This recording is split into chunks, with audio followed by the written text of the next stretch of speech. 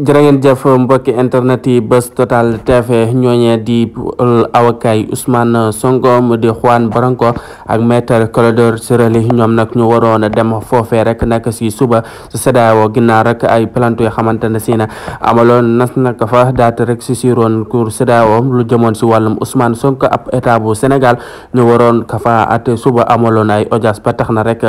loole nag ba moytuwulee ndax dina antu ndax kooku it Juan Branco ma ngay wax nag état di Sénégal vous demandez excuse bi nga xamante ne si rek dafa bëgg ñu rapporter li nga xamante ne si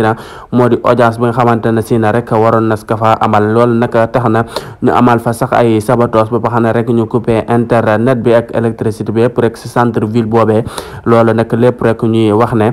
pour saboter rek lu mel noonee rek boobee la audience daati bañam kooku di Juan Branco rek bata ma ngay wéy di dalal li nga xamante ne si rek moo di ñooñu Ousmane Sonko di demande rek plainte bi nga xamante ne si rek moo ko kii di maître Clédor Ciré Ly di danañ ko amal foofee rek sa devant cour de la justice de CEDEAO daan ko fa amal foofee rek pour rek li nga xamante ne si ne moo di liberté ak Ousmane Sonko ak yelleefam yi nga xamante ne si rek des ko kaa xañ bu baax a baax kookee di Juan Branco moom nag di dalal li nga xamante ne si rek moo di ñi ànd ak kii di Ousmane Sonko te xam ne rek mbir mi da das ko topp rek ba mu jeex foofee rek sa CEDEAO moom kookee di Juan Branco moo xam la lu mel noone